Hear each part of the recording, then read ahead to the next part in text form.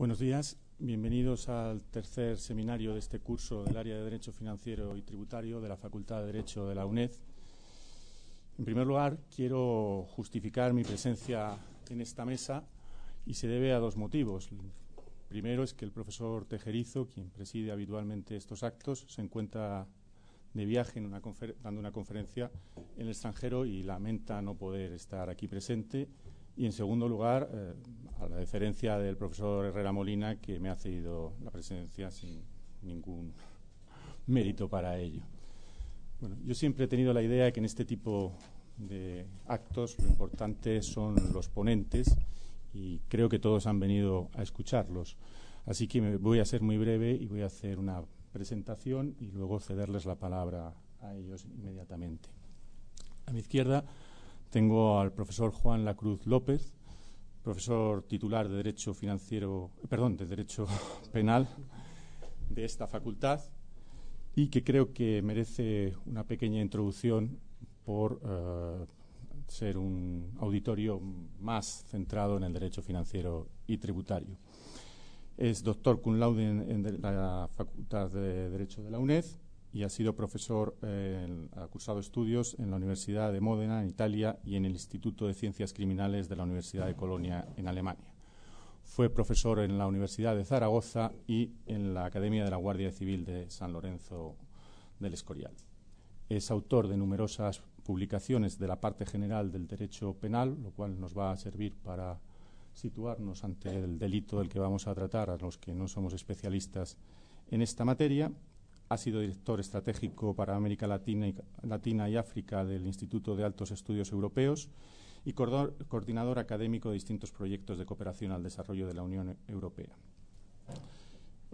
Es profesor honoris causa de la Universidad Argentina John F. Kennedy y medalla al mérito académico por el Centro Latinoamericano de Derechos Humanos.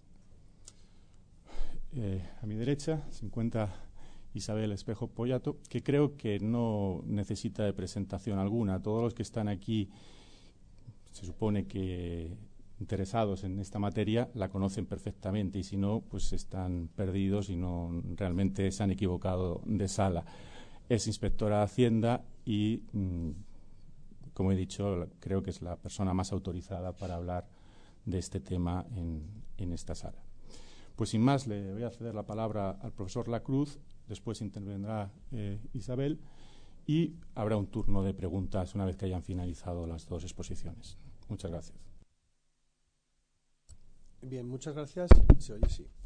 Muchas gracias por su presencia aquí. Y antes de empezar, pues en primer lugar agradecer al área de Derecho Financiero del Departamento de Derecho de la empresa de la UNED por haber pensado en mí para tratar pues algunas líneas, las que podamos del delito fiscal desde la perspectiva del derecho penal. Y ese agradecimiento lo extiendo especialmente al profesor Pedro Herrera y al profesor Isidoro Martín, con los que me une, con el profesor Isidoro, pues ya son muchos años de relación, pues yo creo que como 16 o algo así. Entonces, pues claro, eso facilita mucho pues el intercambio de ideas, no solo en lo personal, sino también en materias jurídicas. Y claro, lo cierto es que yo de lo que voy a hablar, que es de una visión crítica del artículo 305, sobre todo después de la reforma del 2012, desde la perspectiva del derecho penal, pues viene sobre todo determinado porque muchas veces parece que nos encontramos con una confrontación entre distintas ramas, distintas sectores del ordenamiento jurídico y de la ciencia del derecho. Pues por un lado los tributaristas, por otro lado los penalistas. Y lo cierto es que yo creo que no debe de ser así, sino que lo que hay es realmente pues una línea, como vamos a ver ahora, una línea de injusto, una línea de conductas que vulneran el ordenamiento, y lo que hay que tratar es de encontrar la regulación, digamos, más armónica y más equilibrada posible, sin intentar llevarse determinadas cuestiones a una rama o a otra, sino buscar justamente el lugar adecuado para la intervención de cada una de ellas. Entonces, con respecto al delito fiscal, desde luego, pues se plantean muchas dudas ya como, o sea, cuando uno es penalista se plantea pues hasta qué punto debe de intervenir el derecho penal, una vez que se ha decidido la intervención del derecho penal, cuándo debe de comenzar, cuándo debe dejar, qué tipo de intervención se debe de plantear, y eso es lo que voy a tratar en un tiempo lo más breve posible para que luego podamos conversar y, por supuesto, para poder escuchar a Isabel, pues voy a intentar plantear algunas dudas que pueden surgir cuando uno lee la regulación penal del delito fiscal. Para ello, pues como sé que este auditorio no es, aunque todos ustedes son juristas, pues casi todos son especialistas en derecho financiero, en derecho tributario, pues voy a tratar de dar una serie de pautas sobre lo que debería de ser o cómo se debería uno de enfrentar ante una regulación penal de casi cualquier fenómeno, para luego aterrizar de alguna manera en el que nos ocupa, ¿no? en la defraudación a la hacienda pública. Bien, la primera pregunta que hay que hacer antes de desarrollar una regulación, y una vez desarrollada, cuando uno se enfrenta a la exégesis de la misma, es preguntarse qué es lo que se protege, ¿eh? ¿Cuál es el bien jurídico protegido? Que es algo que parece tan básico que se estudia ya en la universidad en segundo, y ya parece que se olvida a todo el mundo, y no solo los estudiantes, sino desgraciadamente el legislador. Bien, en derecho penal es fundamental saber qué tipo de bien jurídico vamos a proteger para determinar cuáles deben de ser las características básicas de esa protección. Hay muchas clasificaciones de los distintos bienes jurídicos, y yo siempre he optado por una que distingue entre bienes jurídicos individuales, bienes jurídicos colectivos y bienes jurídicos supraindividuales. Claro, el bien jurídico individual es lo que todo el mundo tiene más cerca, ¿no? Aquellos bienes jurídicos que pertenecen a la persona como tal, la vida, la integridad física, la salud. Todo ese tipo de bienes jurídicos que están asociados al núcleo histórico, al núcleo clásico del derecho penal, y sobre los cuales pues no hay grandes preguntas que hacerse. Todo el mundo tiene más o menos claro que hay que proteger la vida humana independiente, todo el mundo tiene más o menos claro que hay que proteger la integridad física, no se plantean especiales dudas. Dando un paso más, hay una segunda categoría de bienes jurídicos, que son los bienes jurídicos colectivos, que son los bienes jurídicos cuyo titular ya no es el individuo, sino es la colectividad o un grupo determinado dentro de la sociedad. Esos bienes jurídicos colectivos tienen una particularidad, y es que están muy intensamente relacionados con los bienes jurídicos individuales. Es decir, se trata de bienes jurídicos que lo que hacen es crear una barrera de contención previa para que los bienes jurídicos individuales puedan desarrollar sus funciones. Se entenderá muy fácil con un ejemplo: la seguridad vial. La seguridad vial es un bien jurídico colectivo porque lo que está haciendo es crear una barrera de contención para que podamos disfrutar de una serie de bienes jurídicos individuales. Todo bien jurídico colectivo tiene, por tanto, asociado un prius individual y existe y está protegido por el derecho penal siempre con base en esa relación. Pues se protege la seguridad vial para proteger los bienes jurídicos vida humana independiente, integridad física. Se protege la salud pública también, pues para que esos otros bienes jurídicos individuales puedan desarrollar su función. Bien, y dando un salto más, es preciso distinguir desde un punto de vista utilitarista, es decir, para encontrar en esta clasificación una auténtica utilidad a la hora de regular determinadas conductas desde el punto de vista del derecho penal. Dando un salto más, hay que hablar de los bienes jurídicos supraindividuales. Los bienes jurídicos supraindividuales están más alejados de los bienes jurídicos individuales, y se trataría simplemente de proteger una serie de condiciones que hacen posible el funcionamiento del sistema en su conjunto. Condiciones que hacen posible el funcionamiento del sistema en su conjunto.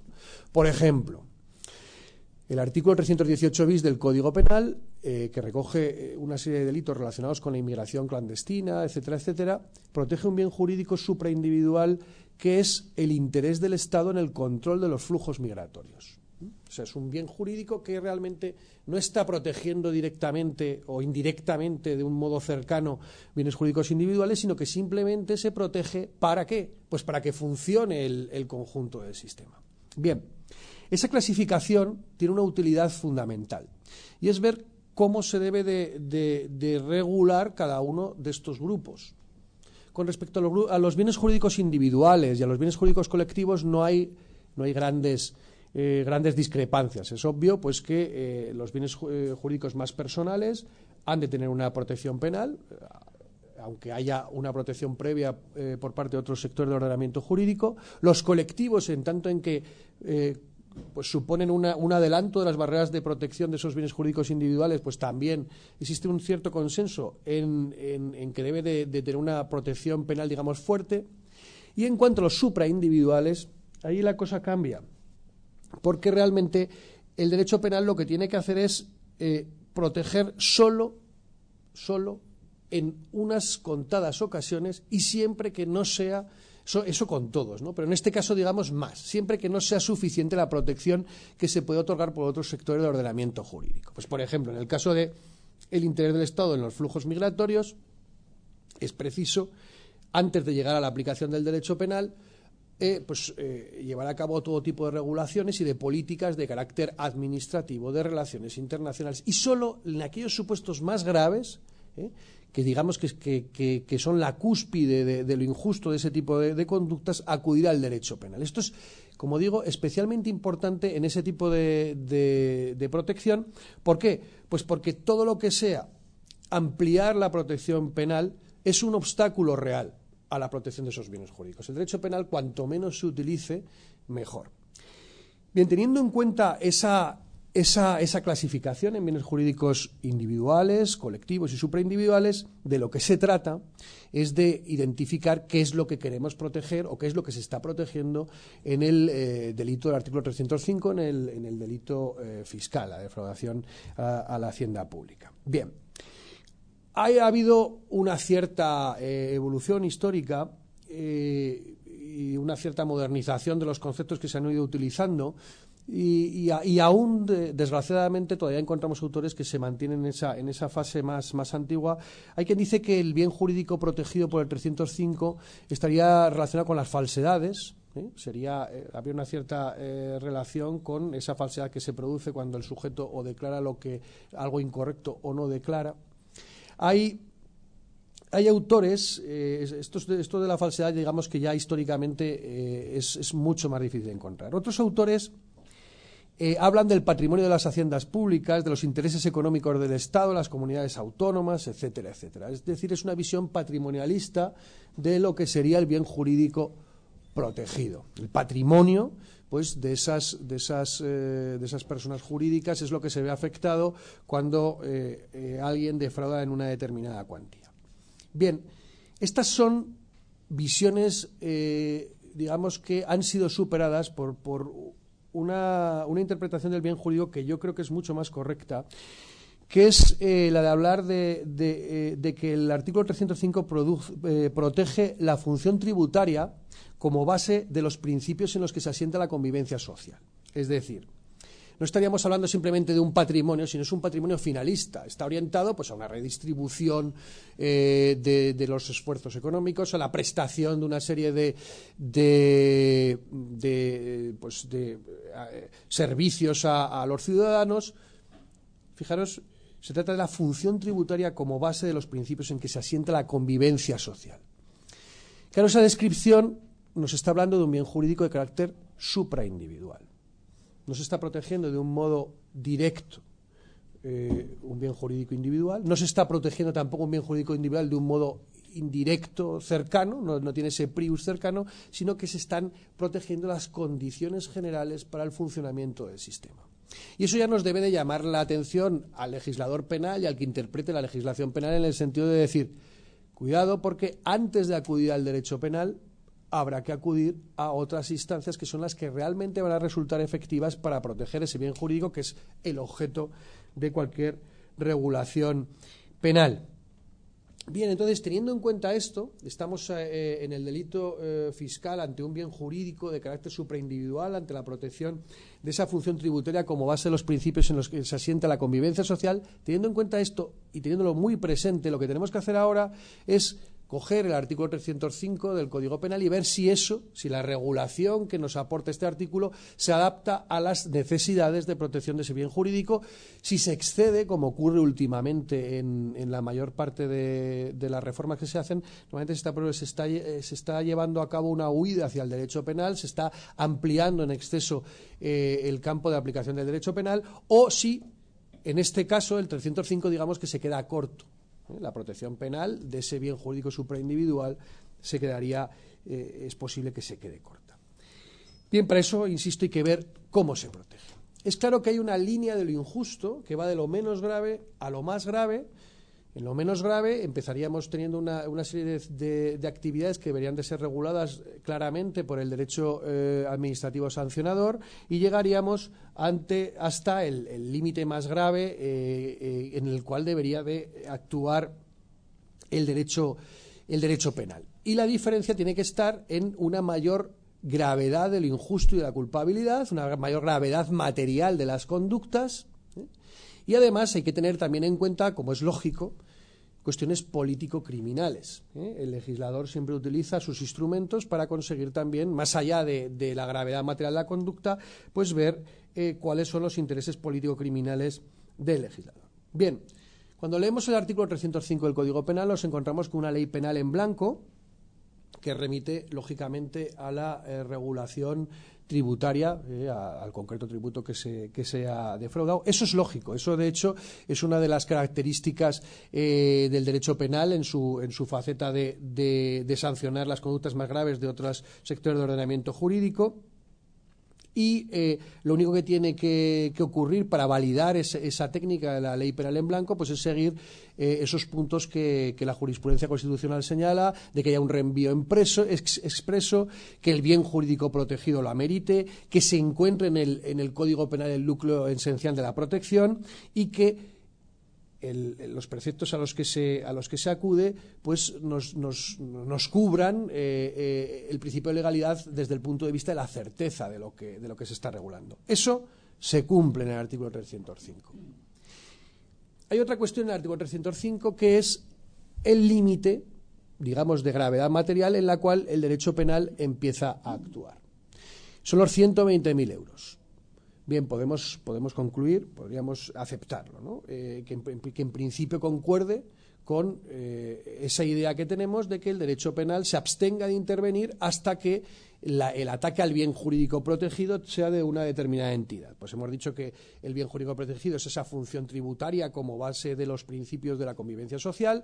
Pues podríamos decir que 120.000 euros es cuando ya empieza a ser un ataque serio, un ataque grave, y debemos de introducir el estudio, o sea, la sanción penal, la pena, para resolver esos supuestos. Bien, eso en cuanto a la norma. En cuanto a la sanción que prevé el Código Penal, vamos a centrarnos en las personas físicas, no vamos a tocar el tema de las personas jurídicas por una cuestión de tiempo. Es de prisión de 1 a 5 años y multa del tanto al sextuplo de la cantidad defraudada. Además, se prevé la pérdida de la posibilidad de obtener subvenciones o ayudas públicas y el derecho a gozar de los beneficios e incentivos fiscales de la seguridad social de 3 a 6 años. Bien, lo que llama un poquito la atención de esta sanción penal es sobre todo lo relativo a la pena de prisión, que va de 1 a 5 años. Bien, ahí hay un árbitro judicial muy grande. Se parte de un límite bajo, de 1 año, y se puede llegar hasta los 5 años. Eso llama hasta cierto punto la atención, pero podríamos pensar que dependiendo de las distintas de la gravedad de la conducta, pues el juez va a poder de una manera más o menos razonada establecer cuál de esas penas puede ser aplicada. Sin embargo, desde luego, de una pena de 1 año, que normalmente nunca se va a entrar en prisión, de 2 años hasta una pena de 5, pues la verdad es que el árbitro judicial en este caso es bastante grande. Bien, esto digamos que sería el tipo básico, son las ideas básicas que nos traslada el artículo 305. Sin embargo, como todos ustedes conocen, hay 2 figuras que son en las que me voy a centrar para concluir mi exposición. Hay 2 cuestiones que llaman poderosamente la atención en este concreto precepto. Y es que, claro, hasta aquí pues tendríamos un una regulación penal más o menos aceptable, más o menos criticable, pero bueno, entraría dentro de lo que hemos dicho, ¿no? De esa idea de la protección del bien jurídico en casos de una cierta gravedad. Sin embargo, hay dos instituciones que merece la pena analizar aparte, que realmente pues suponen una grave quiebra de lo que hemos dicho hasta ahora. Son la regularización que aparece en el artículo 305.4 del Código Penal y la atenuante muy cualificada que aparece en el artículo 305.6 del Código Penal. Vamos a ver, la regularización del artículo 305.4, voy a leer la regulación, dice: se considerará regularizada la situación tributaria cuando se ha procedido por el obligado tributario al completo reconocimiento y pago de la deuda tributaria antes de que por la Administración tributaria se le haya notificado el inicio de actuaciones de comprobación o investigación tendentes a la determinación de las deudas tributarias objeto de la regularización, etcétera, etcétera, etcétera. Bien. Esto es una herencia de la regulación anterior, en la cual se incluía aquí lo que casi toda la doctrina consideraba que era una excusa absolutoria. Claro, una excusa absolutoria, dentro de la estructura del delito, pues tiene unas funciones muy claras. Una vez que se ha determinado la culpabilidad del sujeto y, por tanto, lo ilícito de la conducta, lo ilícito penal de la conducta, por razones de conveniencia político-criminales, se prescinde de la pena. Es decir, estamos ante un ilícito penal, ante un sujeto que es culpable, pero se prescinde de la pena. Eso significa que la conducta es ilícita. ¿De acuerdo? ¿Qué ocurre? Que aquí se ha producido una sutil transformación, pero que cuando uno lee la exposición de motivos de la Ley Orgánica 7/2012 no es tan sutil. El legislador, al menos lo que pretende el legislador. El legislador que a veces da la señal de alarma cuando dice justo lo contrario de lo que luego va a hacer. En el apartado tercero de la exposición de motivos de esa ley de reforma del Código Penal, dice que, en segundo lugar, se efectúan, cuando está justificando la reforma y explicándola, dice: en segundo lugar, se efectúan mejoras técnicas en la tipificación de los delitos. Bueno, esto normalmente cuando lo dice el legislador es para asustarse, porque las mejoras técnicas muchas veces, y como vamos a ver en este caso, consisten en una aberración jurídica, como lo que dice ahora el legislador. Dice: mejoras técnicas en la tipificación de los delitos contra la hacienda pública en el artículo 305 del Código Penal, que tienen por objeto facilitar la persecución de estos delitos y corregir algunas deficiencias advertidas en su aplicación. ¿Y qué dice justo a continuación de esto? Pero dice que una primera modificación ha consistido en configurar la regularización de la situación tributaria como el verdadero reverso del delito, de manera que con la regularización, y esto es lo importante, resulte neutralizado no solo el desvalor de la acción con una declaración completa y veraz, sino también el desvalor del resultado mediante el pago completo de la deuda tributaria y no solamente de la cuota tributaria como ocurre actualmente. ¿Qué significa esto? Pues significa que el legislador pretende indicar en la exposición de motivos cuál es la naturaleza jurídica de esa regularización y pretende que esa regularización lleve a una declaración de licitud de lo que ha ocurrido. Se compensa el desvalor de la acción y el desvalor del resultado. El desvalor de la acción y el desvalor del resultado en un delito es lo injusto del delito, es decir, es lo que analizamos en la antijuridicidad, hasta la antijuridicidad de esa conducta. Si te queda neutralizado ese injusto, puede ser solamente por dos cosas: o bien porque la conducta no sea típica, o porque sea típica y no sea antijurídica. No existe otra posibilidad conceptual más que esa. Claro, el problema es que estamos hablando de una conducta que ya se ha consumado y que quedaría, digamos, en el aire su tipicidad y su antijuridicidad hasta que a alguien se le ocurriera iniciar el procedimiento. Eso, desde luego, no existe. O sea, la responsabilidad penal es por el hecho. ¿Y el hecho en qué momento queda consumado? Pues en el momento en el que se ha producido lo que relata el número 1 del artículo 305. No podemos alargar en el tiempo esa configuración del injusto. De hecho, estamos hablando de una regularización. Se regulariza lo que es irregular. Entonces, ¿qué ocurre? Claro, ha habido cierta doctrina que, intentando explicar lo que dice el legislador aquí en la exposición de motivos, ha hablado de que estaríamos ante un elemento negativo del tipo o ante una causa de eliminación de lo injusto. Nadie se atreve a hablar de causa de justificación directamente, porque claro, es que tiene bemoles el utilizar la expresión causa de justificación. Es justo lo que ha ocurrido. Tendríamos que pensarlo mucho. Yo creo que no, no tendríamos que pensarlo mucho. No es justo lo que ha ocurrido. Hay una situación de una gravedad clarísima y de repente digamos que prescindimos de la pena para este señor. Eso no supone que quede anulado el desvalor de la acción y el desvalor del resultado. En ningún caso. Es decir, el legislador en la exposición de motivos, gracias a Dios lo ha dicho en la exposición de motivos y no en el texto legal, está intentando pues vender algo que no es posible. No puede trastocar el legislador la naturaleza de las instituciones que está empleando. Por lo tanto, no es posible decir que aquí hay una exclusión de lo injusto. No es posible. Es decir, no podemos decir que hay un elemento negativo de lo injusto, porque no se trata de un elemento negativo de lo injusto, ni que concurriría con posterioridad a la consumación del delito, ni se puede decir que la conducta sea justa porque haya una causa de justificación o, eufemísticamente, una causa de exclusión de la ilicitud. No es posible. La naturaleza jurídica de esa regularización es de una excusa absolutoria, sigue siendo una excusa absolutoria, con lo cual se siguen planteando problemas muy serios para lo que pretendía el legislador. El legislador, de esta manera, al decir que la conducta era lícita, lo que realmente pretendía es que no se pudiera, una vez regularizada la situación, imputar al sujeto por un delito de blanqueo de capitales. Si la conducta es justa, no hay blanqueo. ¿Qué ocurre? Que esa transformación, digamos, porque yo lo digo, de lo ilícito, el lícito no se puede plantear. Se sigue tratándose una excusa absolutoria y eso habrá que tenerlo en cuenta porque un tribunal, por supuesto que no está sujeto a lo que dice la exposición de motivos, sino está sujeto a lo que dice el texto de la ley. Y de una manera coherente, lo que dice el texto de la ley es que en determinados supuestos vamos a prescindir de la pena pese a que un sujeto haya cometido una acción típica y antijurídica, es decir, ilícita.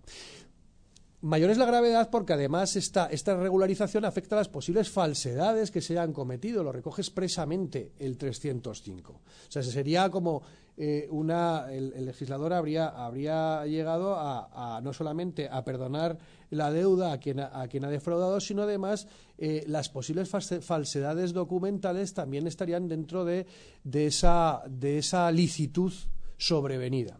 Bien, entonces, eso es lo primero que hay que decir, que seguimos estando ante una excusa absolutoria. Bien, ¿y qué ocurre si decimos que estamos ante una excusa absolutoria? ¿Qué valoración merece incluso incluso habiendo limitado su efecto no a que la conducta deje de ser ilícita, sino simplemente que prescindimos de la pena por una cuestión de política criminal, por una cuestión de conveniencia? ¿Qué valoración merece eso? Pues sigue siendo una excusa absolutoria que es absolutamente cuestionable.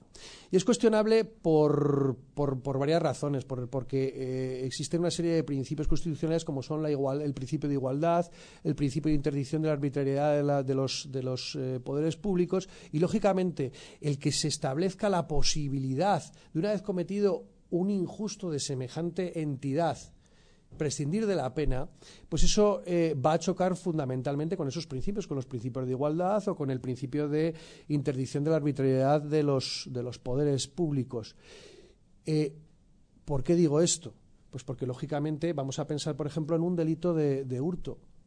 Cuando alguien comete un delito de hurto, simplemente, pues hace un momento estábamos en mi despacho y había una caja con 10 libros, que cada uno de ellos cuesta 50 euros. Si llega alguien y se lleva los 10 libros, ha cometido un delito de hurto. Y si pasado mañana viene y los devuelve, el delito de hurto lo ha cometido. Y si hubiera si eso se persiguiera a través de los tribunales, como mucho se le podría aplicar una atenuante genérica que aparece en el artículo 21.5 del Código Penal, la reparación del daño. Pero, por supuesto, el injusto penal habría quedado ya absolutamente cerrado. La responsabilidad en un Estado social y democrático de derecho es responsabilidad por el hecho injusto y el hecho culpable.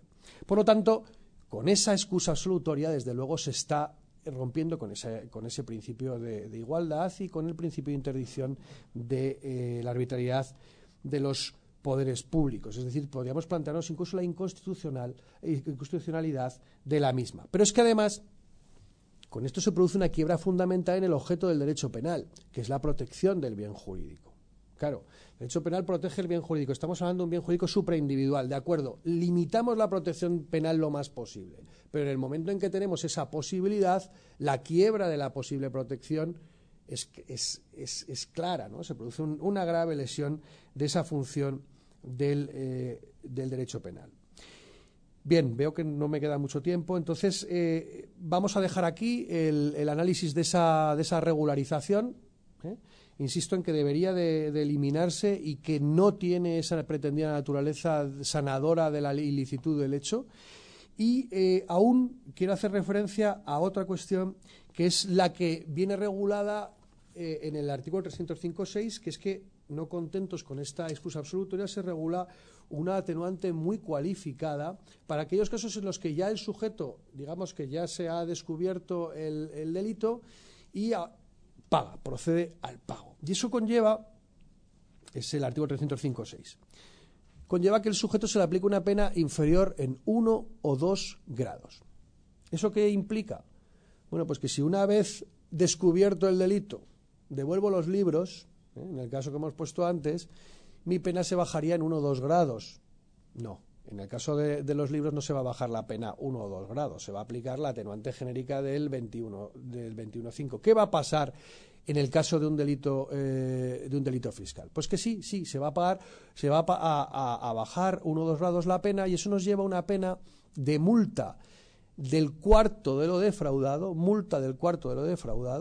que claro, cuando estamos hablando de estas cantidades, pues puede ser una multa perfectamente asumible, y de prisión de 3 meses, con lo cual difícilmente va a ser cumplida esa pena. De nuevo, ¿ante qué estamos? Ante una quiebra de el objeto del derecho penal, que es la protección del bien jurídico, siendo que, insisto, el derecho penal con este tipo de bienes jurídicos debe tener un tratamiento lo más limitado posible. Pero claro, lo más limitado posible sin que se produzcan este tipo de quiebras. En definitiva, estamos por un lado ante un supuesto de, pues yo creo que una cierta administrativización del derecho penal que se somete a una serie de vicisitudes de lo que va ocurriendo después de cometido el delito, que tiene una naturaleza desde luego novedosa para el derecho penal, sobre todo, bueno, es novedosa no, las excusas absolutorias siempre han existido, pero al menos el tratamiento que le pretende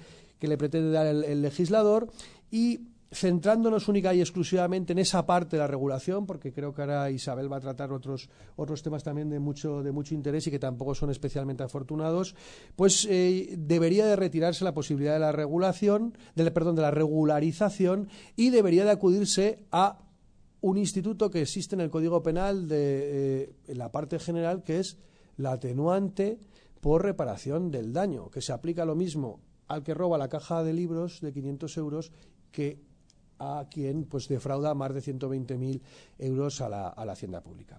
Bien, pues muchas gracias por su atención.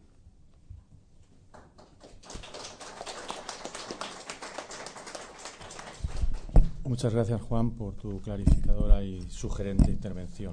Isabel. Muchas gracias. Sí, veo que esto funciona, estupendo.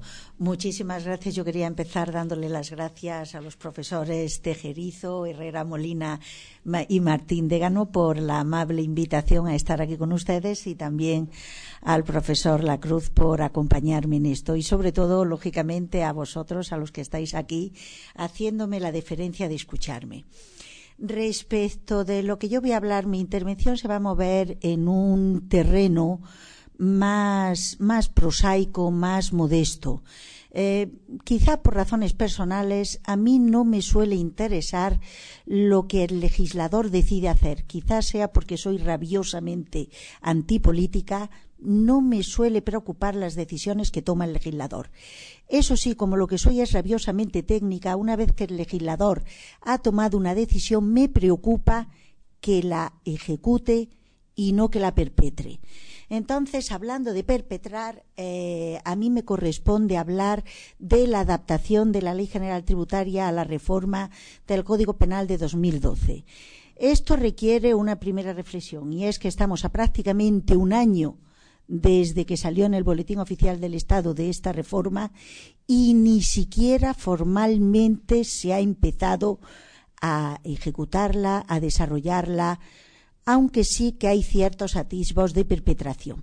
Estos atisbos de perpetración se encuentran en un borrador de febrero de este año que ha circulado con cierta discreción por ahí, un borrador bastante largo, que pretendería, aparte de adaptar la Ley General Tributaria a la reforma del Código Penal de 2012, pretendería también una reforma más general de la Ley General Tributaria. No voy a entrar a enjuiciar lo que puede pretender perpetrar el borrador en relación con la reforma de la Ley General Tributaria, y me voy a limitar a lo que parece que pretende en relación con la adaptación de la Ley General Tributaria al Código Penal. Una segunda precisión, y este borrador es de febrero de este año. Eso quiere decir que yo, pobre de mí, soy una modestísima técnica, no tengo ninguna información privilegiada, de manera que no sé cuál es la salud del borrador. No sé si está vivo y anda todavía por ahí danzando, no sé si está muerto, no sé cuál es su vida. Lo que sí que sé es que, desde luego, este borrador a mí me preocupa profundamente.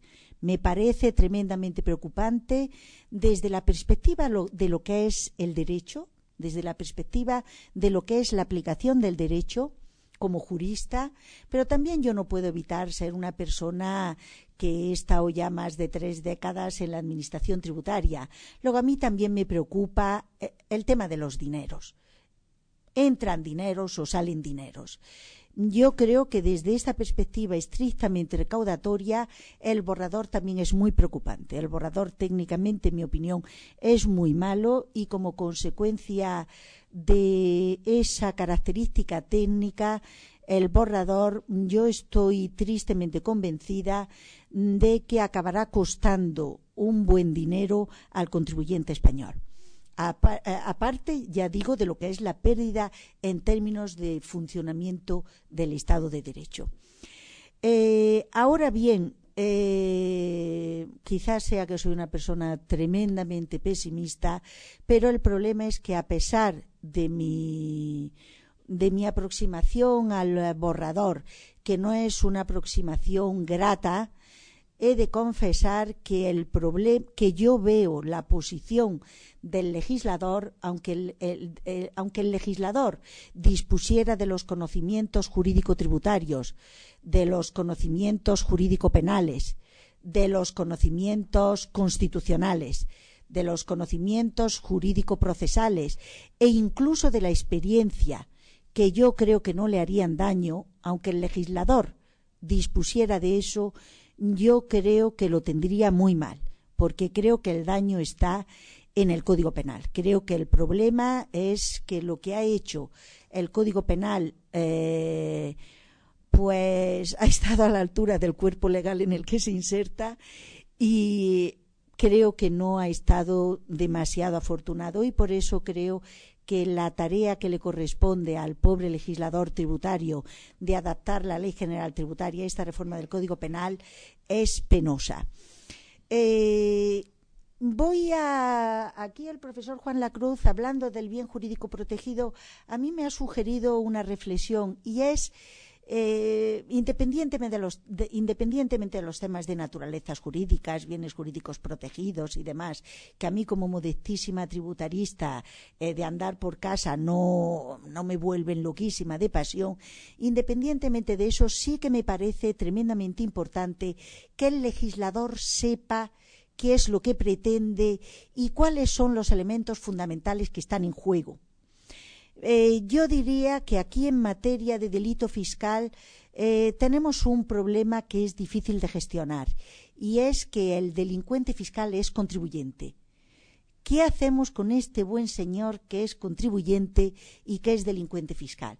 Es muy difícil saber qué hacer. Yo ya anticipo una modesta lucecita que a mí me parece que podría algo alumbrarnos en el camino, y es pues el principio de igualdad que está tan de moda y que está ahí en el artículo 14 de la Constitución. Yo diría, pues en la medida en que el señor que comete un delito fiscal es previamente contribuyente, quizá deberíamos tener cierto cuidado en tratarlo en cuanto contribuyente como a los demás contribuyentes. Y también en la medida en que el contribuyente que comete un delito fiscal es un delincuente, quizá no estuviera mal una cierta preocupación por tratarlo en cuanto delincuente, pues igual que tratamos a los demás delincuentes. Eso digo que podría ser una pequeña lucecita que quizá podría orientar la tarea del legislador. En todo caso, ¿qué es lo que parece que pretendió el Código Penal y qué es lo que ahora tiene que articular como Dios le dé a entender el legislador tributario? En los temas que a mí más me preocupan, que son los aspectos procedimentales, cómo se articula la aplicación de esto del delito fiscal por parte de la Administración tributaria.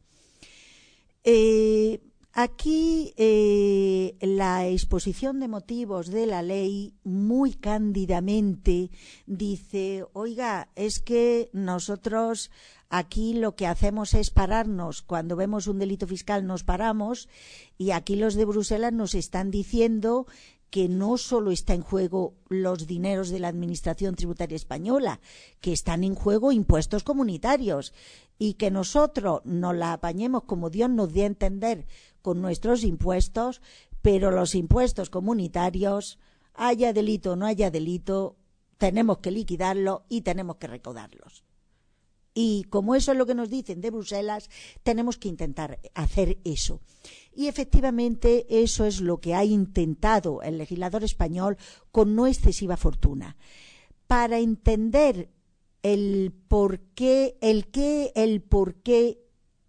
legislador español ha intentado esto y el porqué de su mala fortuna, yo creo que hay que plantear la cuestión que está en el trasfondo del problema que pretende abordar el legislador. La cuestión que está en el trasfondo es la que de algún modo ya he anunciado antes. El delincuente fiscal es también contribuyente. Es decir, la cuestión que está en el trasfondo es la relación entre procedimientos tributarios y proceso penal, la relación entre la actuación de la Administración tributaria y la actuación de la jurisdicción penal. Se trata de ver cómo se articulan ambas cosas, puesto que confluyen. Confluyen derecho penal y derecho tributario, confluyen administración tributaria y jurisdicción penal y, por tanto, confluyen procedimientos tributarios y proceso penal. ¿Cómo se puede articular esto? Pues yo creo que no está mal plantearse los temas, quizás sea un vicio personal, pero no está mal plantearse los temas desde una perspectiva lógica. Cuando se trata de ver qué es lo que vas a hacer, pues quizá no esté mal plantearse los temas desde la perspectiva de ¿qué es lo que puedo hacer? ¿Cuáles son las alternativas lógicas que tengo? Porque desde luego me voy a poder mover entre esas alternativas lógicas y no voy a poder sacarme otra que no está en juego. Entonces, las alternativas lógicas de relación entre proceso penal y procedimientos tributarios son solo y exclusivamente tres. Lo podemos hacer de un modo más lioso, lo podemos hacer de un modo más limpio, podemos ser más conscientes o podemos ser más osados e ignorantes. Pero esas son las alternativas que están.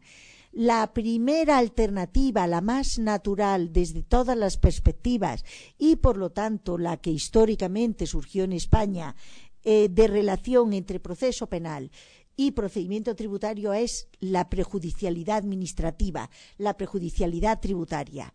Primero actúa la Administración tributaria, concluye el derecho tributario su tarea y una vez que el derecho tributario ha concluido su tarea con la fijación de una cuota tributaria, se pasa a la cuestión penal y se pasa a analizar si esta cuota tributaria que el contribuyente puede ver desde la perspectiva estrictamente tributaria, podría merecer el calificativo de defraudada y, por lo tanto, podría merecer la imposición de la correspondiente pena.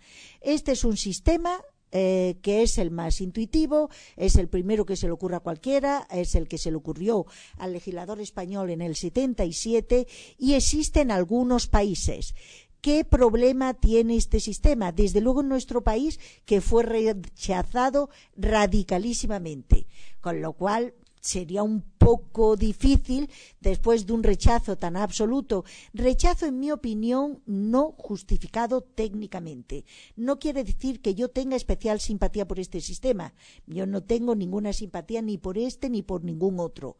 Simplemente creo que las cosas hay que analizarlas como Dios manda y creo que tras 5 años de vigencia de un sistema tributario por cuyo incumplimiento se puede mandar a la cárcel a alguien, por el hecho de que en 5 años no se hayan producido sentencias penales, hace falta simplemente un profundo desconocimiento de lo que son los mecanismos del tributo, de lo que son los procedimientos tributarios e incluso de lo que es el funcionamiento del proceso penal para rechazar un sistema, porque tras 5 años de vigencia del nuevo sistema tributario todavía no había recaído ninguna sentencia penal. Creo que fue rechazado precipitadamente. Que el sistema sea bueno, malo o regular, lo dejo al juicio del legislador. Pero desde luego su rechazo fue técnicamente precipitado. Y desde luego este sistema tiene un problema que fue por el que se lo rechazó. Evidentemente este sistema requiere un poquito más de tiempo para imponer la condena penal, porque requiere una previa conclusión de los procedimientos tributarios. La segunda alternativa para el establecimiento de la articulación de relaciones entre proceso penal y procedimiento tributario sería la opuesta, sería la prejudicialidad penal. Este sistema de prejudicialidad penal es el que tenemos en España y es un sistema que a mí no me consta. Naturalmente mi nivel de conocimiento es humanamente limitado, pero he tenido cierta curiosidad y he intentado leer e informarme sobre ello. Es un sistema que a mí no me consta que exista en ningún otro país. Es el sistema de prejudicialidad penal que supone la paralización de la administración tributaria para que sean los jueces penales los que determinen no ya la cuota tributaria defraudada a efectos de la imposición de la pena, sino los que determinen la cuota tributaria que en aplicación del derecho tributario debe pagar el contribuyente que ha delinquido. Este sistema, ya digo, es conocido solo en España. Después haré alguna pequeña mención a sus características porque ellas son las que explican los intentos de reforma. Y paso a explicar el otro sistema, que es aquel al que teóricamente apuntarían los intentos de reforma. El otro sistema sería el sistema de paralelismo procedimental. El sistema de paralelismo procedimental supone que, en principio, la actuación de la administración tributaria en su vertiente estrictamente tributaria, en su vertiente de procedimiento tributario, en su vertiente de aplicación de la normativa tributaria, en su vertiente de determinación de la cuota tributaria que corresponde pagar también al contribuyente que ha delinquido, porque el contribuyente que ha delinquido previamente es contribuyente y, por lo tanto, se parte de la consideración de que el contribuyente delincuente previamente es contribuyente, y en esta faceta de contribuyente debería de ser tratado exactamente igual que los demás contribuyentes. Entonces este sistema se caracteriza porque la administración liquida y recauda, y esta liquidación y recaudación siguen su curso natural, y al margen de esta liquidación y recaudación de la cuota tributaria debida por el contribuyente, en cuanto tal contribuyente, al margen de esto se envía el asunto a los órganos encargados de la investigación criminal o del enjuiciamiento criminal, en función de que sea precisa una investigación criminal o en función de que si no es precisa una investigación criminal porque ya se considera que se dispone de todos los datos, se envía directamente a la jurisdicción penal para el enjuiciamiento y para la estricta imposición de la pena, es decir, a efectos estrictamente penales, a efectos estrictamente punitivos, sin ninguna repercusión sobre la situación tributaria del individuo que pueda haber delinquido. Este es el sistema que se llama de paralelismo procedimental. Este sistema plantea un problema que es un problema que ha angustiado terriblemente a la doctrina y a la jurisprudencia española, conectado con el entendimiento del principio ne bis in idem. Es el problema de la doble verdad. Si la administración tributaria y sus naturales mecanismos de control van por un lado y la jurisdicción penal va por otro, evidentemente va a haber ahí un paralelismo y evidentemente como consecuencia de este paralelismo las decisiones que resulten en sede penal y las decisiones que resulten en sede tributaria van a poder guardar entre sí las relaciones lógicas posibles. Cualquier relación lógicamente posible será la relación que podrá haber entre la sentencia penal y la sentencia de la jurisdicción contencioso administrativa. Dado que esta posible existencia de una doble verdad angustia bastante a la doctrina, dado que en base a un entendimiento, en mi opinión, llamémosle modesto, de la sentencia 77 del 83 del Tribunal Constitucional en relación con el principio ne bis in idem y la prohibición de una doble verdad como consecuencia del entendimiento que se hizo de esta sentencia, la doctrina española consideró no tolerable esta posibilidad. Y la manera de evitar esta posibilidad, no hay que engañarse, los únicos mecanismos que evitan una doble verdad, no hay más mecanismo, es una prejudicialidad absoluta o administrativa o penal. Como ya se había rechazado la prejudicialidad administrativa, se decidió acudir a la prejudicialidad penal. Sobre esto yo no voy a entrar en mayor discusión, únicamente voy a dejar una pincelada sobre la jurisprudencia constitucional. La prohibición de doble verdad afecta a hechos naturales.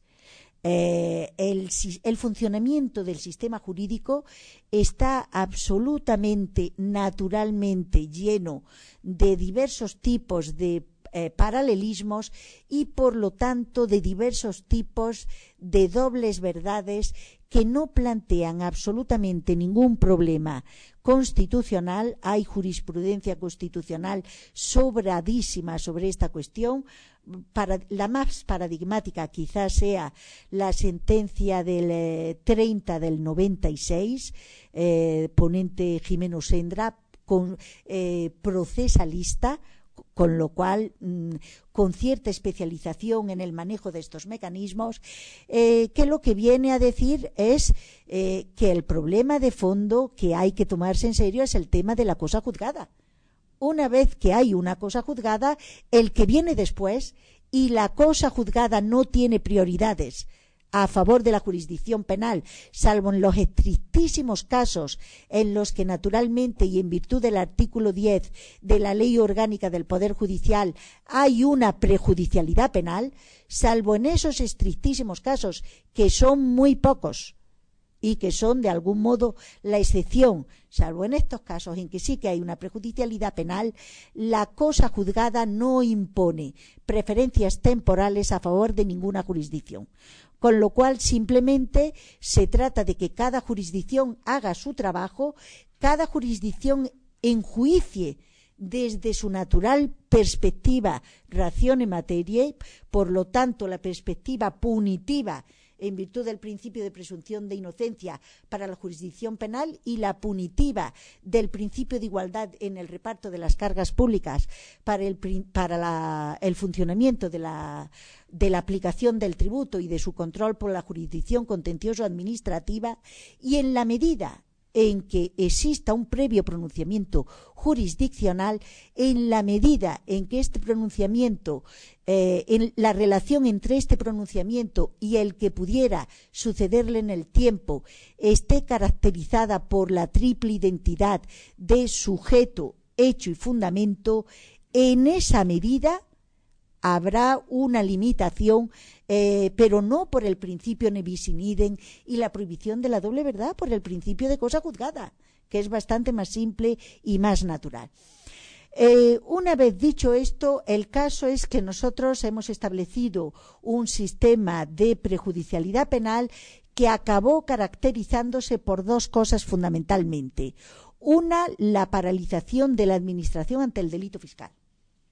La única regla clara en nuestro derecho sobre la actuación de la Administración ante el delito fiscal era el artículo 181 de la Ley General Tributaria, paralización absoluta.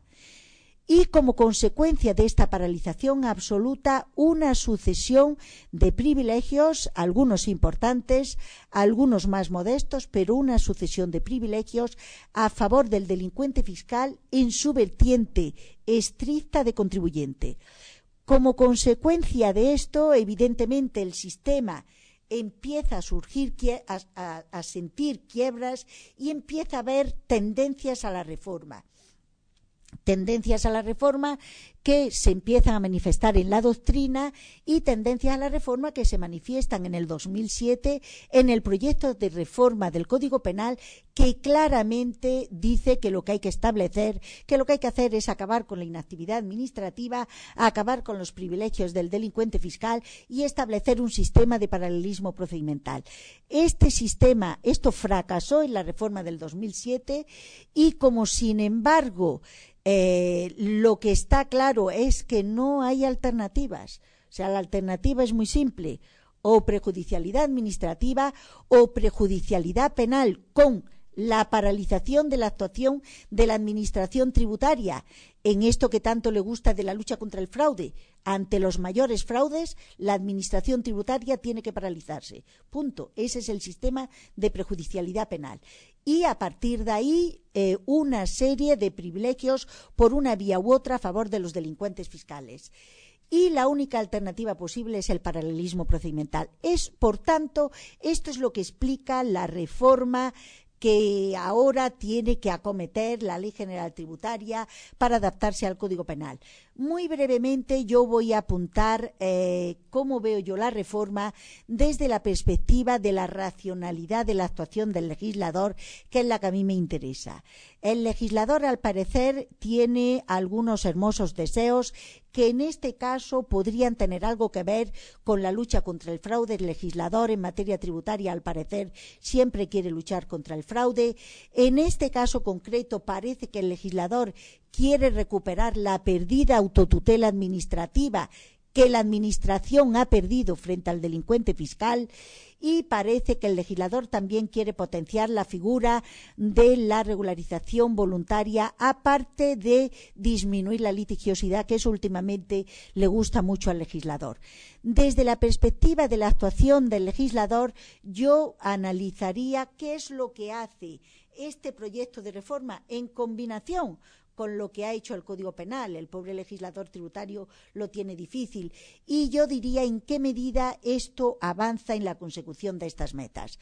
Por lo que se refiere a la lucha contra el fraude, yo diría, si algo caracteriza al sistema español de lucha contra el fraude es la incompetencia, desde luego en el sentido estrictamente jurídico de la expresión, la incompetencia de la Administración tributaria para la persecución del delito fiscal. La Administración tributaria carece, lamentablemente, absolutamente, de competencias para la investigación del delito fiscal. Este es el sistema que tenemos establecido. Y esta carencia de competencias para la investigación del delito fiscal no se aborda. No se aborda en esta reforma, ni parece, como decía el otro, ni está ni se le espera. Ni se la aborda, ni parece que sea relativamente inminente el que se la vaya a abordar. Y yo diría, pobre de mí, malamente se puede luchar contra el fraude si se carece de competencias para la investigación del delito fiscal. Eso por un lado. En segundo lugar, yo diría la recuperación de la autotutela administrativa. ¿Qué es lo que hace el borrador? El borrador, en lugar de establecer un sistema de paralelismo procedimental entre lo que es la determinación, la liquidación y la recaudación de la cuota tributaria del delincuente fiscal, en cuanto que es también contribuyente, al igual, digo yo, que los demás contribuyentes, porque por ahora el artículo 31 de la Constitución española teóricamente no ha sido excepcionado. Entonces, por un lado, parece que, por un lado, estaría la tributación del delincuente fiscal, que debería quizás responder al principio de capacidad económica, como la de los demás que no delinquen, y por otro lado estaría el principio indubio pro reo, que quizá también deba de proteger al delincuente fiscal, digo yo. La delincuencia fiscal está mal, pero está realmente peor que el asesinato, que el genocidio, que la violación. Está mal, pero quizá no peor. Luego, quizá los derechos que de algún modo protegen a los presuntos violadores, a los presuntos genocidas, a los presuntos asesinos, quizá también deban ser derechos que estén al alcance de la mano del contribuyente que delinque. Luego ahí sería, por un lado, la liquidación y por otro lado la persecución penal. Este es el paralelismo procedimental. No es esto lo que hizo el Código Penal y por lo tanto no es esto lo que hace el borrador de reforma de la Ley General Tributaria. Este borrador, la cuota tributaria, la cuota estrictamente tributaria de los delincuentes fiscales la divide en dos. Una por los aspectos tributarios, cuya omisión en cuanto a lo que es el ingreso de la cuota correspondiente puede estar conectada con el dolo, y esos aspectos tributarios se pretende que se liquide, se pretende que se cobren, pero se pretende que este acto administrativo de liquidación y de ejecución no esté sujeto al control de la jurisdicción contencioso administrativa, sino que se pretende que se le diga al juez, no se sabe a qué juez, digo yo, tendrá que ser el juez de instrucción, porque en este momento procesal el que anda por ahí es el juez de instrucción. Parece que se pretende que se le diga al juez de instrucción si se ha liquidado o no y por qué no se ha liquidado, si la Administración ha considerado procedente no liquidar. Pero todo esto al margen del control de la jurisdicción contenciosa administrativa, porque se pretende que al final del enjuiciamiento penal se someta esta cuota tributaria a la cuota que haya fijado la jurisdicción penal. Eso por lo que se refiere a los aspectos vinculados con el delito. Y frente a esto se diferencian otros aspectos, también tributarios, pero que en cuya omisión no habría intervenido dolo, y estos aspectos no vinculados con el delito serían liquidados, recaudados y sancionados en el contexto de la normal actuación administrativa. Aquí, en mi opinión, se establece un paralelismo en fricción, y también en ficción, un paralelismo entre aspectos tributarios dentro de los aspectos puramente tributarios, un paralelismo dentro de la propia actuación administrativa. Y algunos de estos aspectos estrictamente tributarios, en cuanto son susceptibles también de un enjuiciamiento penal, van a suponer que este enjuiciamiento penal acabe prevaleciendo sobre el enjuiciamiento estrictamente tributario, porque este enjuiciamiento estrictamente tributario, como primera providencia, se lo ha sustraído al control de la jurisdicción contencioso administrativa. Y habría un paralelismo continuamente en fricción, y esto sí que garantiza una doble verdad, porque se trataría también de aspectos tributarios que alguien, al margen de todo control constitucional, dijo que estos aspectos tributarios sí que no estaban vinculados con el delito. Y, por lo tanto, estos aspectos que ya se le dice a la jurisdicción contencioso administrativa que no están vinculados con el delito, estos sí que serán susceptibles de control por la jurisdicción contencioso administrativa. Mi reflexión sobre esto es que o yo me equivoqué mucho cuando estudiaba Derecho Administrativo, o esto de la autotutela administrativa está inexorablemente unido al control por la jurisdicción contencioso-administrativa. En tanto hay ahí una actuación administrativa que se la pretende sustraer al control de la jurisdicción contencioso-administrativa, dudo mucho que haya ninguna recuperación de ninguna propia autotutela. Habrá algo que yo no sé bien qué es. Quizás sea una pretensión condenada a la melancolía, pero desde luego no hay una recuperación de la autotutela administrativa. Por último, ya para acabar, y perdonad que me estoy extendiendo quizá un poquito, el tema de la regularización. Yo no entro, ya digo, en valoraciones sobre si el legislador debe o no debe haber regularización o no. Ya digo, a mí esos temas no consigo que me interesen. Pero, desde luego, sí que me interesa de nuevo la racionalidad de la actuación del legislador. Si el legislador quiere establecer la regularización y quiere fomentarla, que bueno, por cierto, dentro de que a mí no me interesan demasiado esos temas, yo creo que aquí la cosa va de dinero y entonces no está mal que nos entendamos en términos de dinero. Y si se paga, yo no veo mal que haya un cierto cuartelillo si se paga. Eso sí, hay que tener mucho cuidado con las condiciones en las que se pone al delincuente fiscal que paga con respecto al desgraciado que también paga, pero que no es delincuente fiscal. Ahí más que nada veo un tema de articulación técnica, pero no veo un tema de que a mí me interese meterme en si la decisión del legislador es correcta o no. En todo caso, sí me interesa meterme en si la articulación es correcta o no. Parece que el legislador quiere favorecer la regularización voluntaria. Y el sistema que ha establecido el legislador como consecuencia de una mala influencia de la circular, creo que 2 del 2009 de la Fiscalía General del Estado, de un entendimiento especialmente jurídico fino por parte de los juristas de la Administración Tributaria, entre los que yo no me incluyo. Por otra parte, unido con el entendimiento de la jurisdicción penal, sobre este tema, yo creo que ahí se ha conseguido articular un máximo común denominador entre los errores de unos y de otros. Y entonces lo que parece que se ha articulado es que desde luego el que regularice tiene que pagar, lo cual ahí crea un pequeño problema de articulación con la regularización tributaria del no delincuente fiscal. Problema de articulación que va a crear muchísimos problemas y muchos disgustos a todo el mundo y que va a incidir en la línea en la que voy a incidir yo ahora. Y es que también se pide, por cierto, se exige que se pague la cuota, los intereses de demora y los recargos. Contra eso no tengo nada que objetar técnicamente si se articula de un modo mínimamente razonable.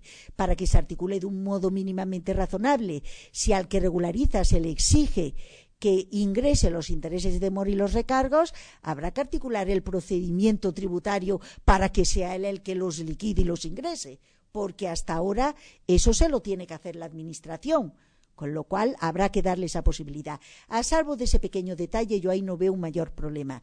Sí que veo un problema con esta terminología que tampoco tiene que ver con lo tributario. Yo creo que lo tributario lleva ya muchos años, afortunado o desafortunadamente, mejor o peor, pero lleva ya muchos años de oficio, lleva ya muchos años el lenguaje tributario.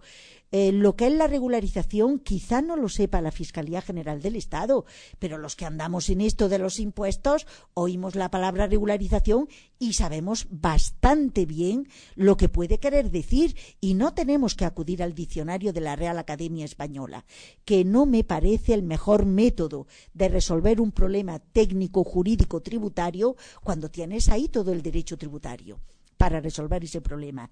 El caso es que con la introducción de esta terminología y demás, el caso es que la redacción que se ha establecido, que se ha apuntado en el Código Penal y que se establece en el artículo 252 de este proyecto de reforma de la Ley General Tributaria, lo que parece quedar claro son dos cosas.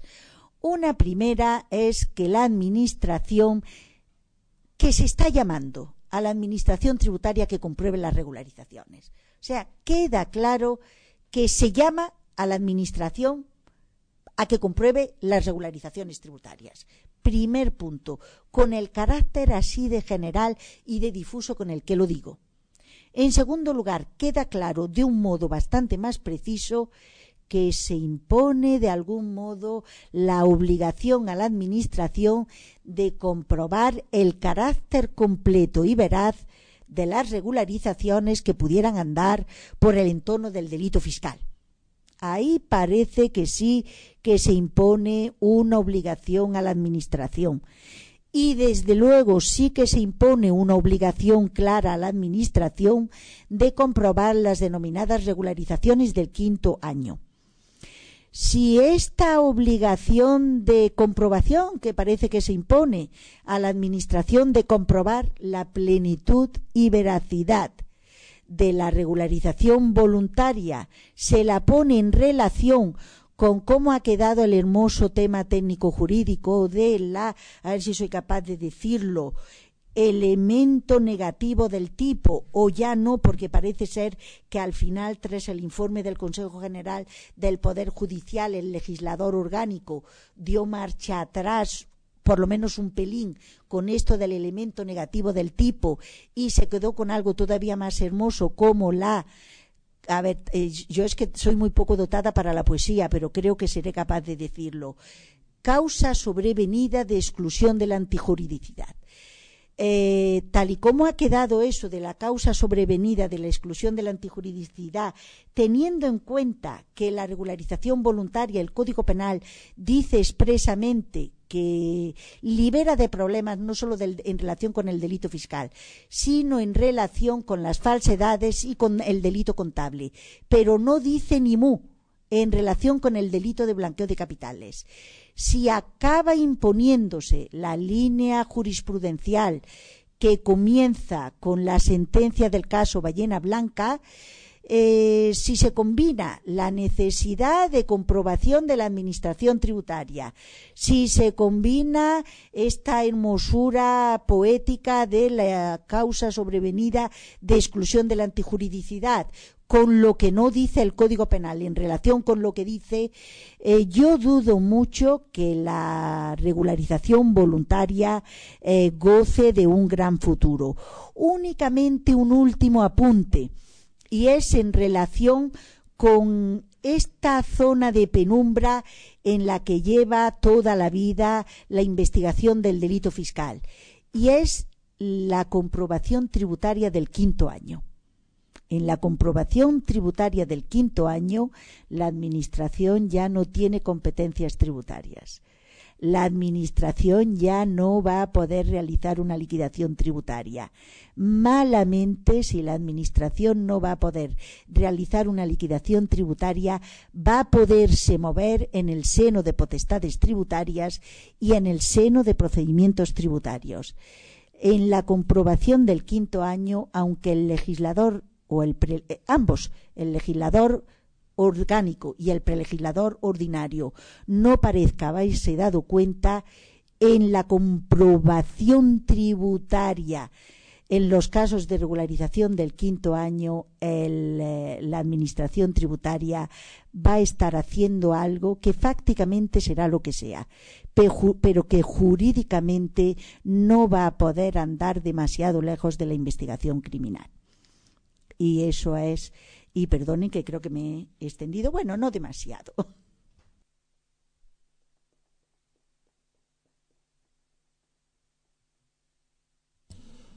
Muchas gracias a la profesora Espejo. Pues es de recibo recordar que es colaboradora honoraria de Derecho Financiero y Tributario en esta facultad y doctora en Derecho.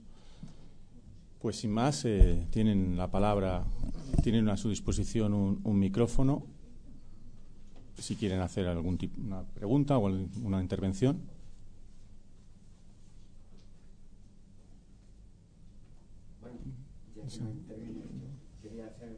Espera un momento, porque tienen que grabar.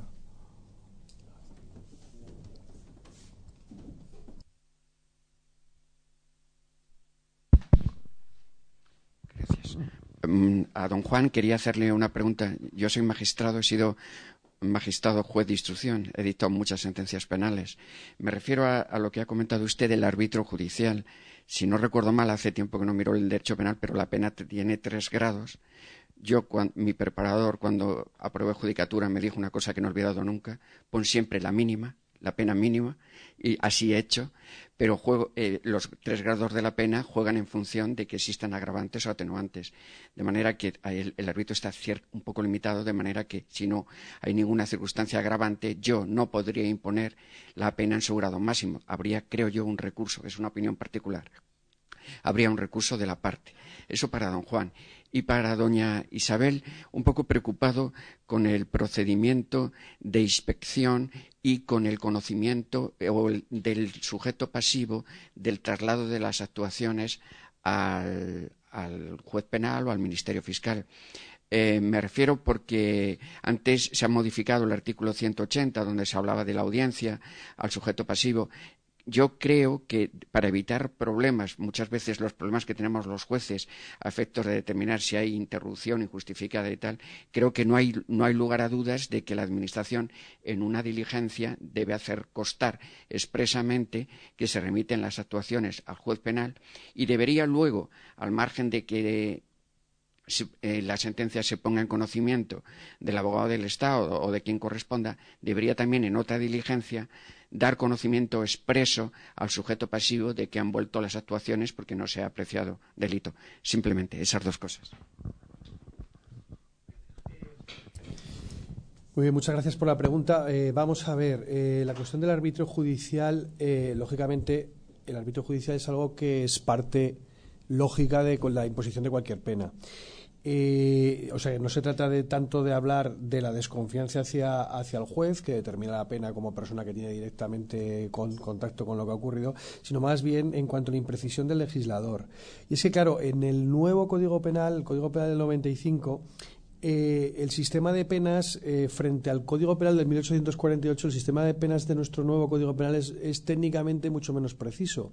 Efectivamente, antes las penas se dividían en 3 grados, pero ahora ya no es así. Ahora las penas se dividen en mitad inferior y mitad superior, y además, como no están sometidas a la nomenclatura que había antes era arresto mayor, arresto menor, prisión mayor.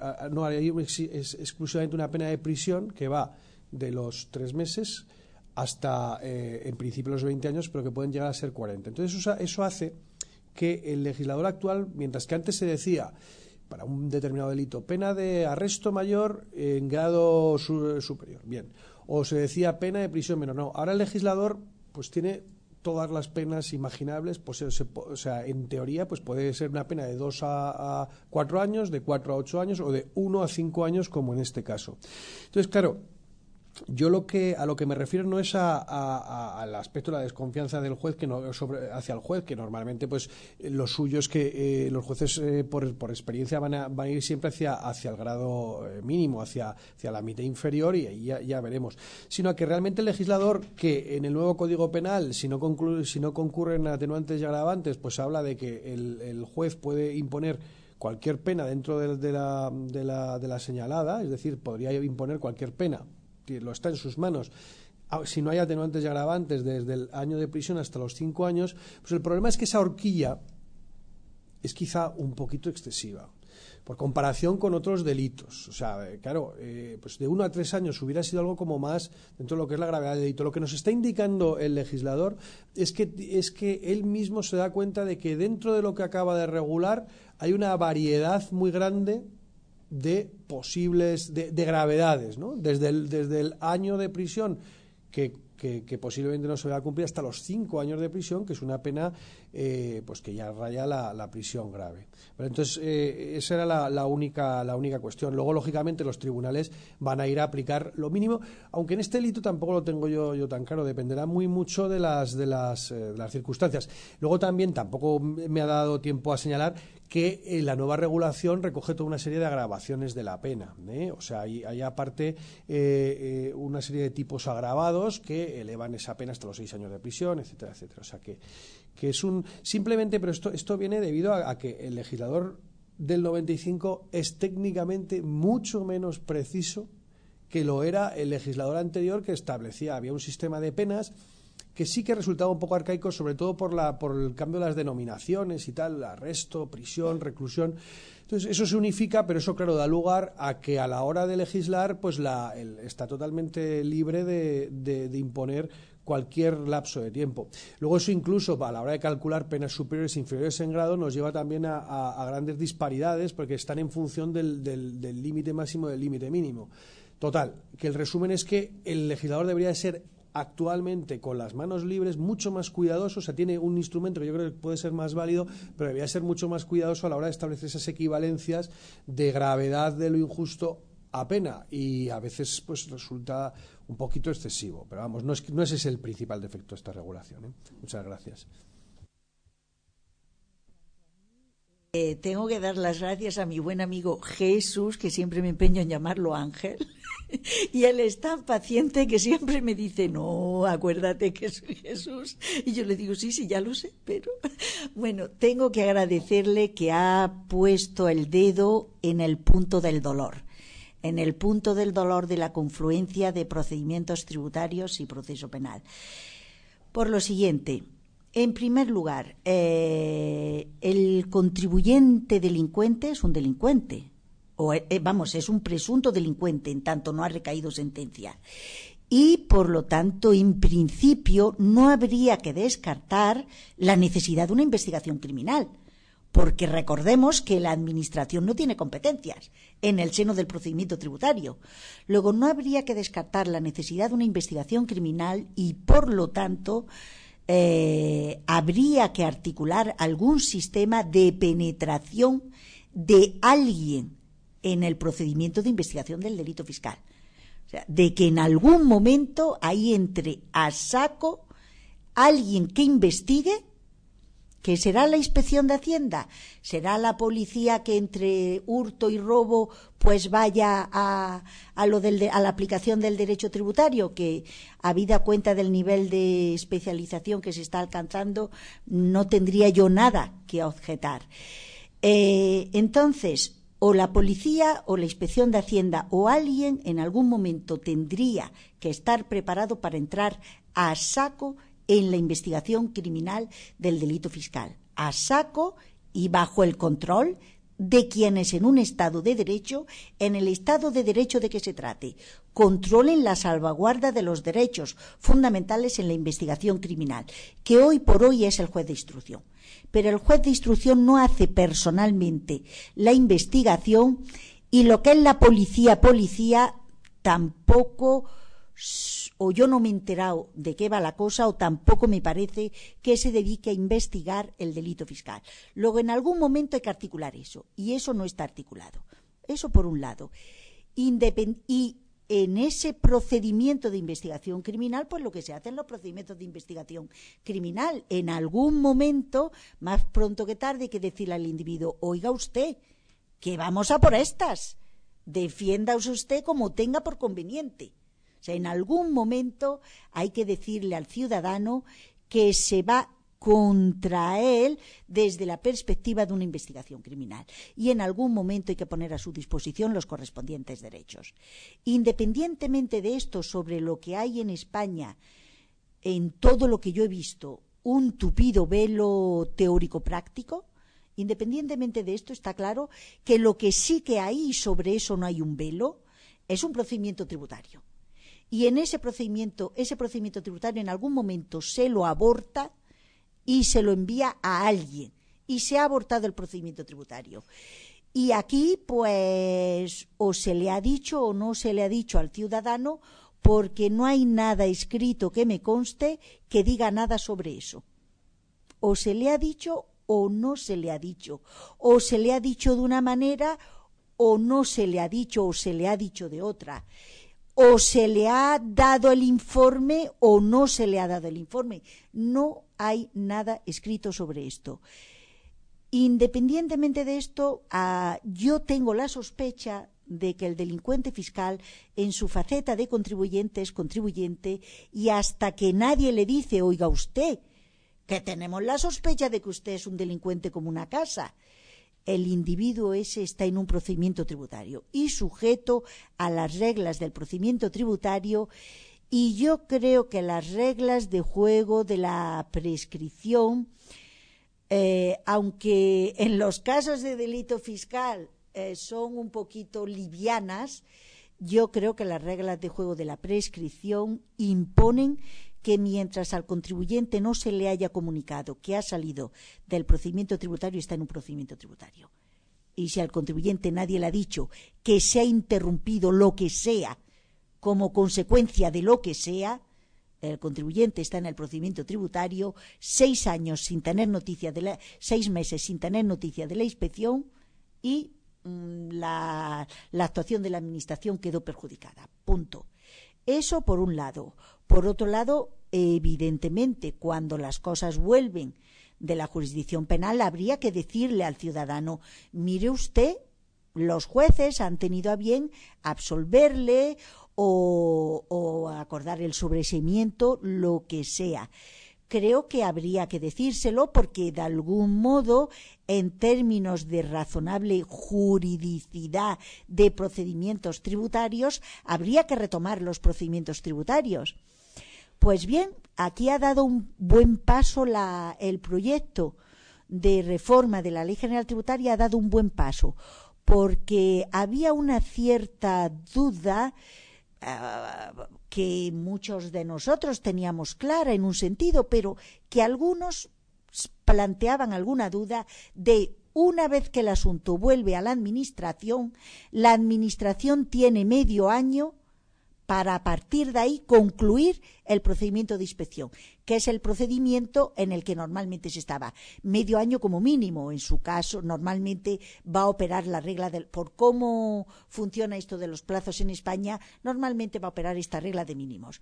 La Administración va a tener un plazo de medio año desde que el asunto llega a sus manos para concluir la inspección. Pues bien, aquí había dos dudas. Una: ¿qué se entiende por las manos de la Administración?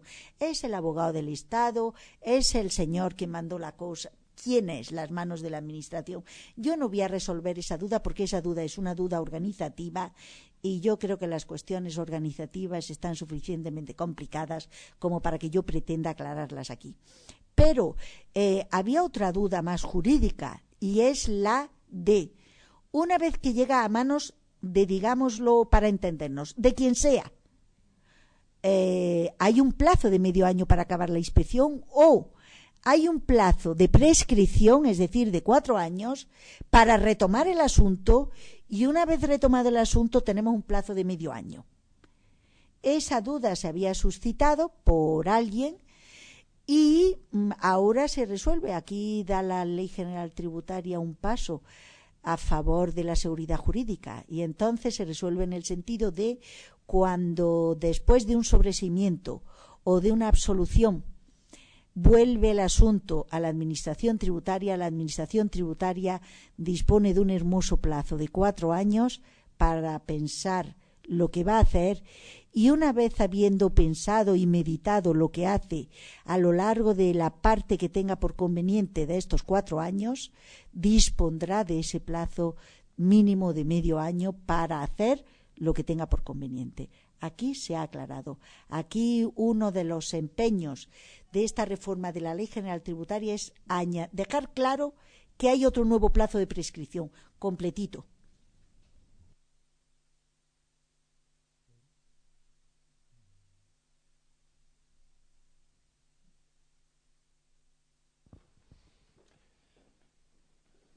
Bueno, han sido unas intervenciones tan sugerentes que tengo muchas preguntas. Haré alguna aquí y otras después.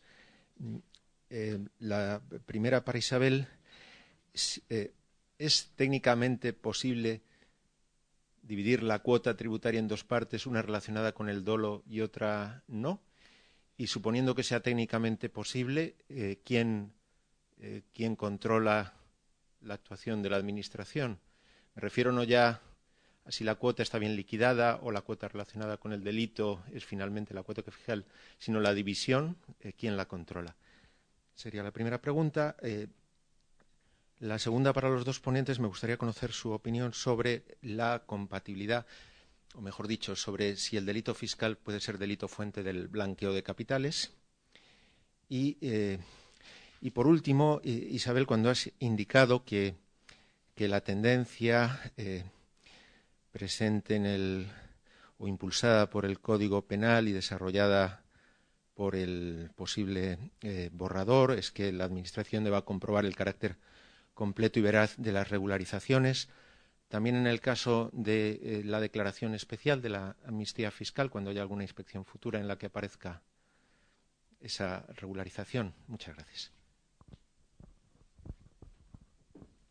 ¿Es todo para mí? ¿Qué va? La segunda es compartir.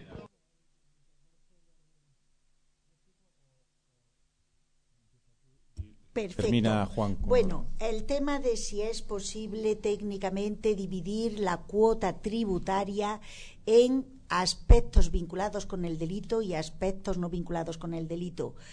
Yo no soy jurista en la Administración tributaria, con lo cual tengo la esperanza de que quienes lo sean puedan.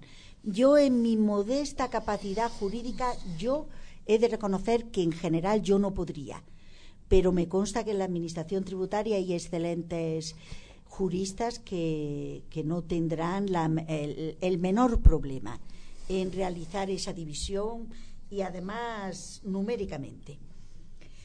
Eso en cuanto a las posibilidades de dividir la cuota. ¿Quién controla esa división? Desde luego no la jurisdicción contencioso administrativa, porque esta decisión no está sujeta a su control. Lo único que está sujeto a control es la cuota de elementos no conectados con el delito. Respecto de esto, lo que se prevé es que se le diga al juez penal que se ha liquidado o que se le diga al juez penal que no se ha liquidado y por qué. No está previsto que ha de hacer un juez de instrucción cuando la Administración tributaria llegue y le diga: mire usted que no he liquidado. No se sabe, no está previsto qué va a hacer el juez de instrucción ante esa hermosísima información. La previsión es eso, que se le diga al juez de instrucción, y se prevé, una vez que se da al acto administrativo de liquidación por ejecutivo, sin ningún control jurisdiccional, como consecuencia de que se le dice al juez: mire usted que he liquidado, pues parece que el juez, es de suponer que el de instrucción, tiene se le atribuye al juez de instrucción la posibilidad de paralizar la ejecución de ese acto administrativo que, sin sujeción al control de legalidad, se lo califica de ejecutivo. Esa es la previsión del proyecto de este borrador. Yo me precio, hombre, llevo muchos años leyendo sentencias. Yo, que he criticado modestamente la tendencia de la jurisdicción contencioso administrativa, la negativa bastante radical a entrar en lo que tenga algo que ver con el delito fiscal, yo dudo mucho que la jurisdicción contencioso administrativa se cruce de brazos ante esto. Yo dudo mucho que cuando, claro, lo que no saben, una cosa quizá, lo que yo he notado que más diferencia a un jurista de un ingeniero o de un economista en mi vida personal, lo que yo he notado que más lo diferencia es que los juristas, los no juristas dicen: es que eso no se puede recurrir. Y lo que no saben es que todo se puede recurrir. Tú presentas un recurso por todo y ahora bien, te lo aceptarán o no en función de que tengas razón o no, pero tú, como primera providencia, metes un recurso ante quien corresponda. Eso quiere decir que desde luego los contribuyentes van a acudir a la jurisdicción contencioso administrativa, y la jurisdicción contencioso administrativa se va a encontrar con un acto administrativo de liquidación. Yo dudo mucho que la jurisdicción contencioso administrativa Yo me acuerdo cuando le daba clases a los jueces de lo contencioso administrativo, se reían mucho y gastaban la broma de que eran de lo contencioso porque eran contento y ocioso. Yo dudo mucho que por mucho que respondieran a ese nombre, la jurisdicción contencioso administrativa no asuma el control de legalidad de estas decisiones.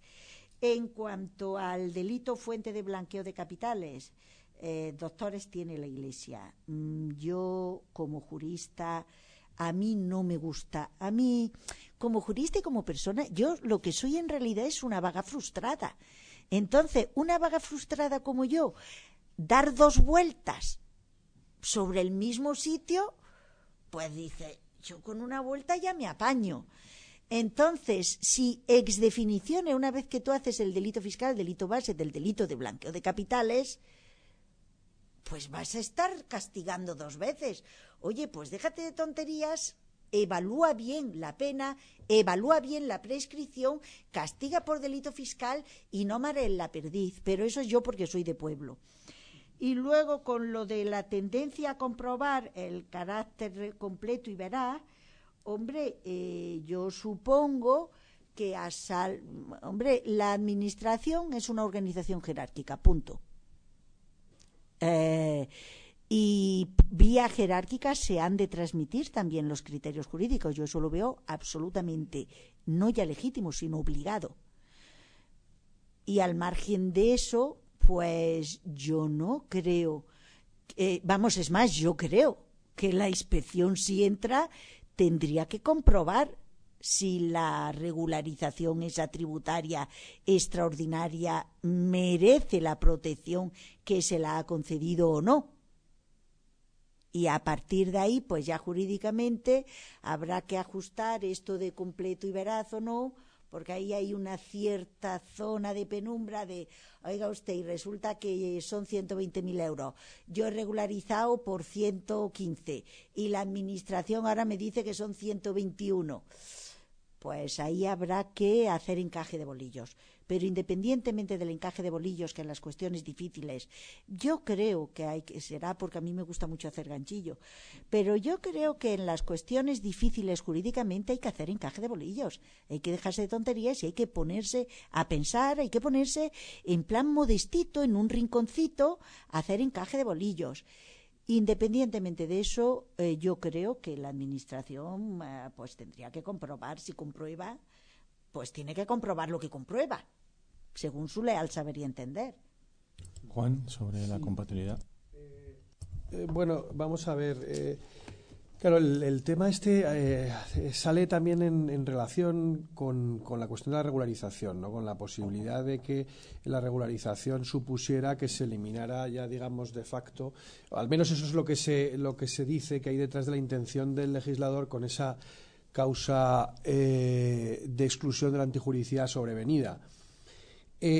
Primero hay que partir de que, desde mi punto de vista, eso no es una causa, no es tal cosa, ¿no? No es ni un elemento negativo del tipo ni una cláusula de exclusión de la antijuricidad sobrevenida, sino es una excusa absoluta. Por lo tanto, lo que allí hubiera sigue estando allí.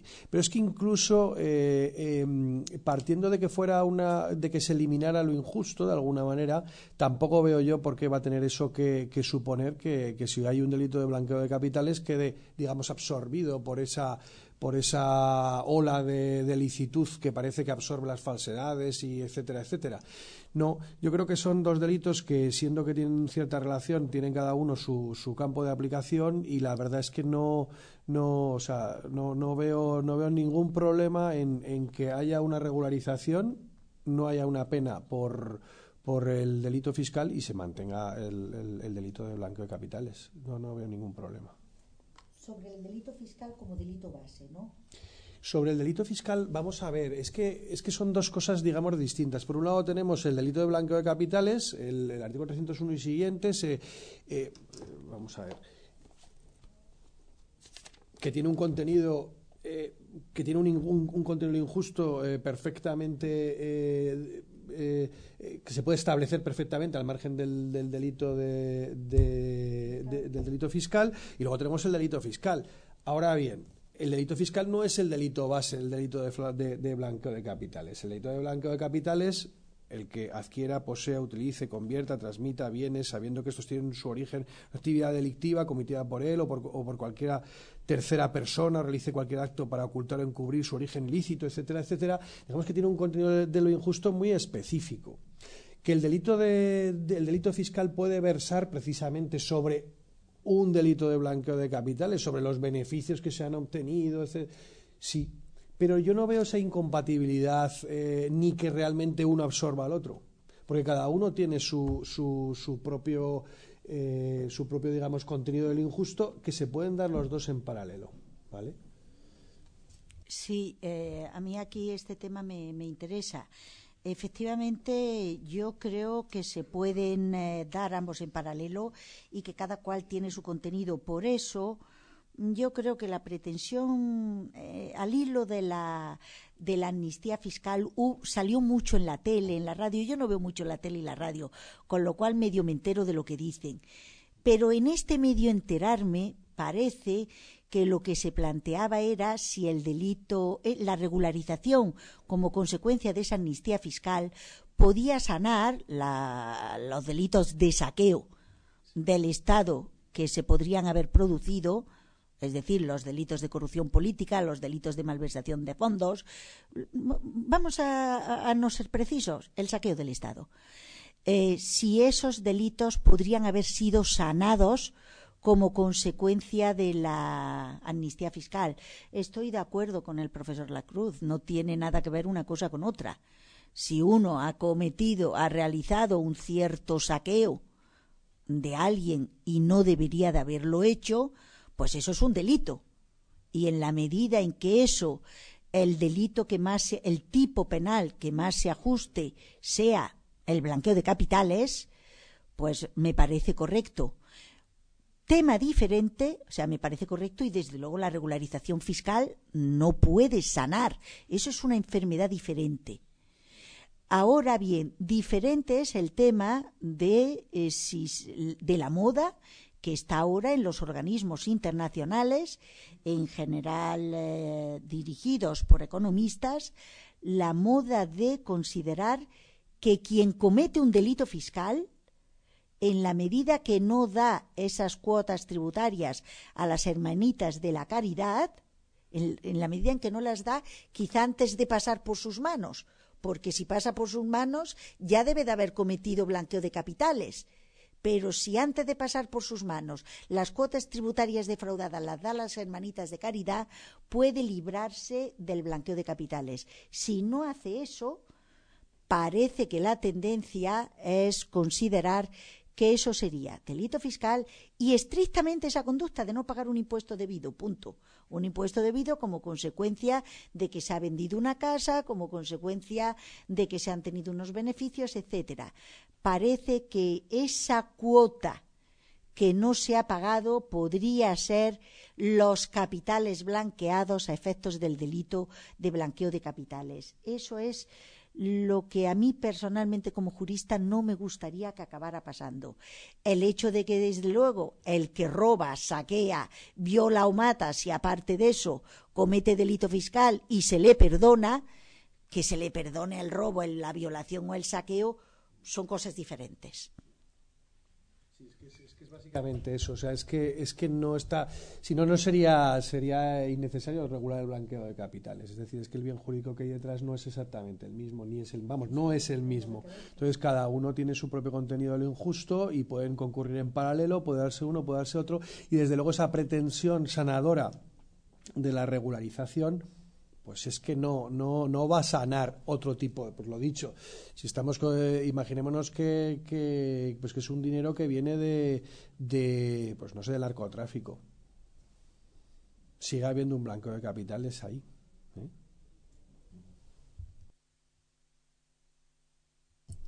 ¿Alguna pregunta más? Bueno, pues les agradezco su presencia en este acto. Tienen a su disposición unos certificados de asistencia si los necesitan a la salida y les invito a asistir al próximo seminario de este departamento que será el 18 de diciembre sobre la fiscalidad de los expatriados y de los impatriados. Muchas gracias.